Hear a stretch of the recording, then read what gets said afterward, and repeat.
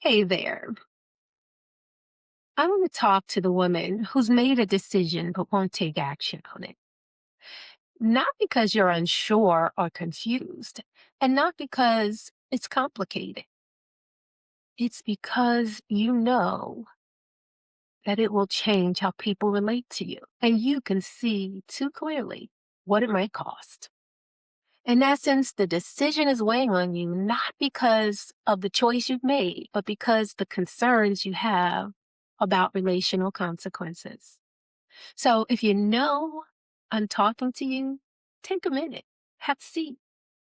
Let's have that conversation that might lighten your load. Hey, friend, come on in. I'm really glad you're here for that conversation with Madeline.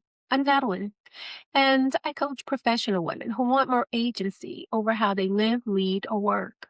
Women who want growth, advancement, transformation without overwhelm, or losing themselves in the process. Now, I'm not sure if this is for you, but if you're like most women that I have these conversations with, you may have some aha moments where you think, that's it. That is the answer. That's my next step. You may definitely have what I call some ouch moments where you realize that is exactly what I've been doing to myself. Or, ouch, I need to stop allowing that to happen. Well, the good news is that both moments are often necessary and both are good for you because both can move you to strategic action. And action is the imperative. There's a saying, without action, there can be no traction. And without traction, you don't gain momentum. No momentum, no path forward to change. No possibility for transformation to take root.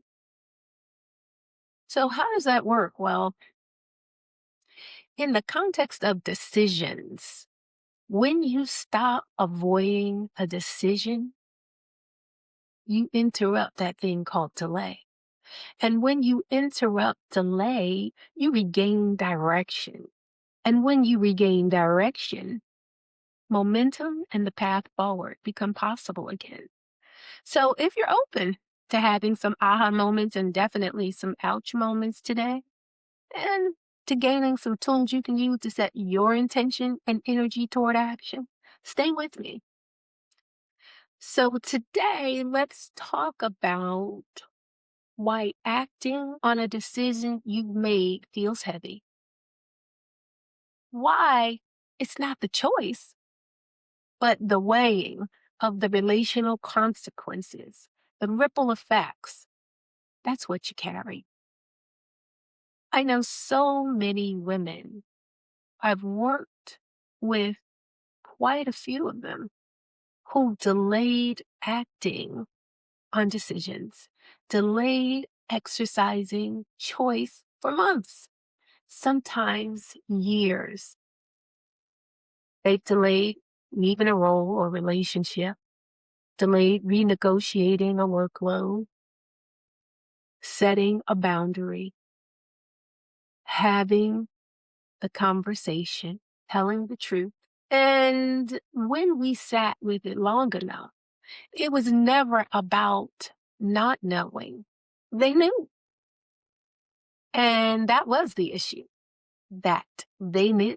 They knew what their decision represented, just like you know what your decision represents. It represents a new boundary, a shift, a closure, a disruption to someone else's expectations of you. And that's what makes it heavy. The weight is the consideration of relational consequences and the cost. Yeah. You see, choosing means someone will disagree. Someone will be disappointed or displaced.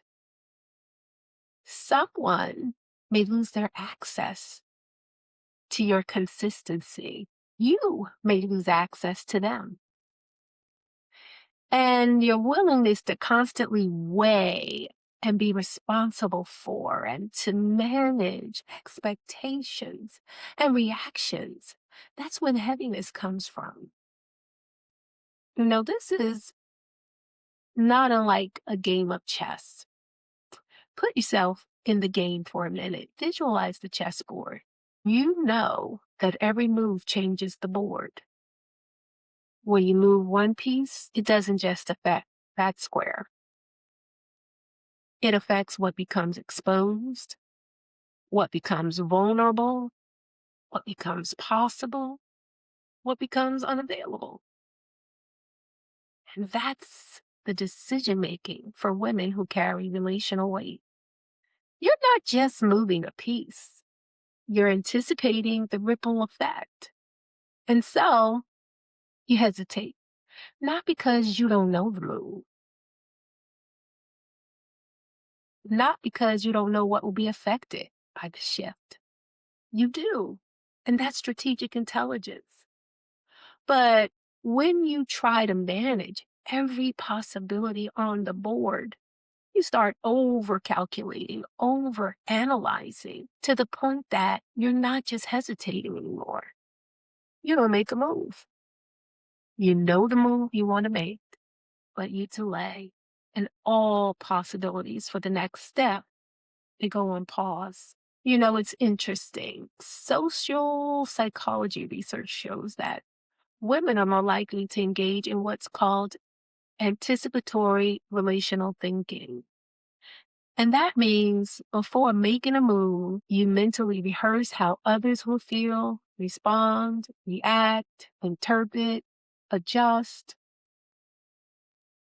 And leadership studies have also looked at this and looked at how high achieving women over index on relational responsibility and on overvaluing the cost. That means you don't just ask, what's the right move?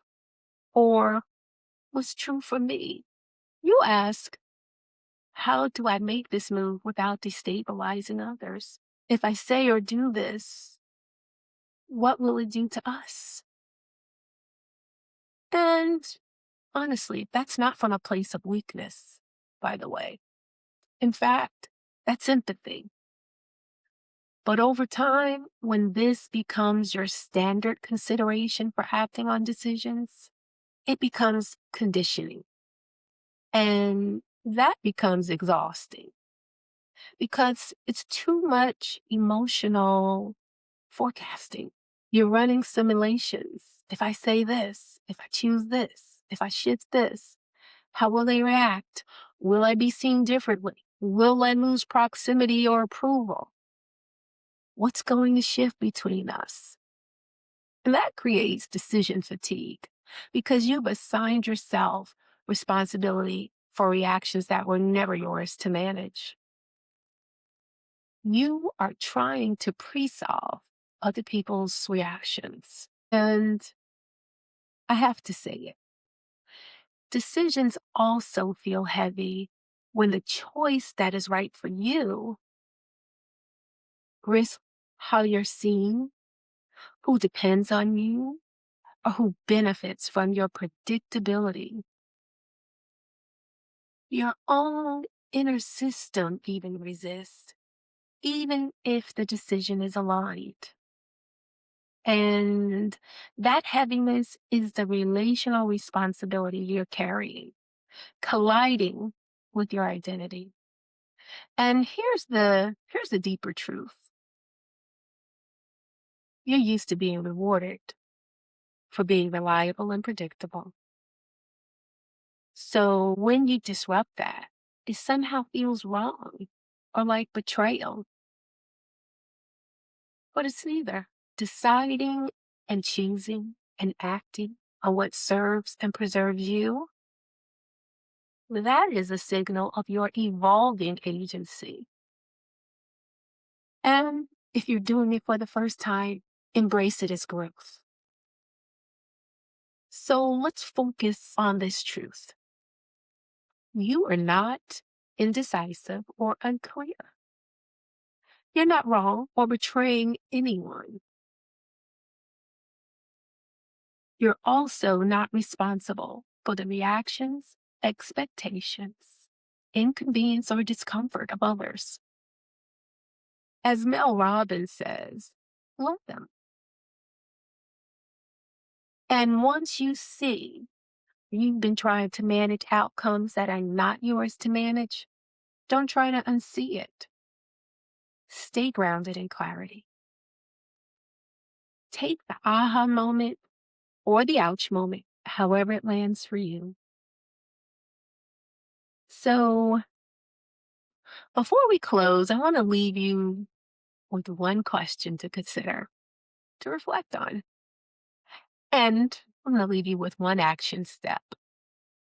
And both can really support you in not only gaining some awareness, but also in deciding on and taking the next right steps for you to move forward differently. The question is, ask yourself and be honest. Where and in what moments do I take responsibility for reactions that are not mine to manage?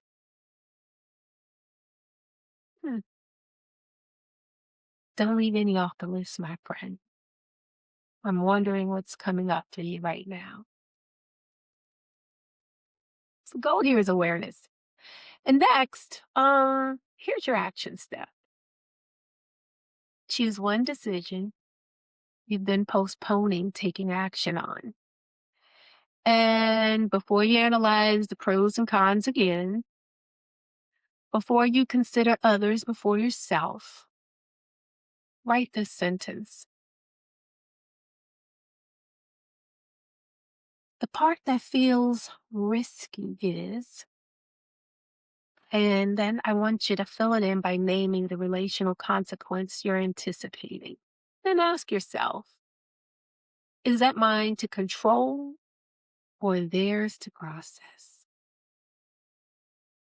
And once you have your answer, number one, leave the responsibility where it belongs and let them.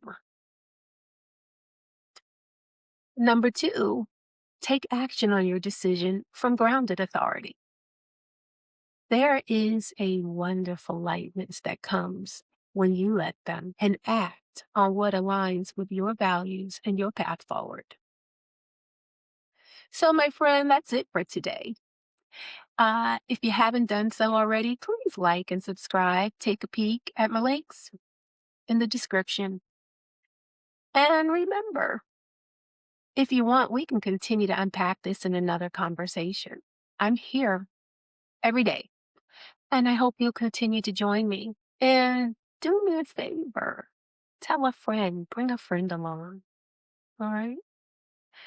I appreciate you, and I will see you tomorrow for that conversation with Natalie.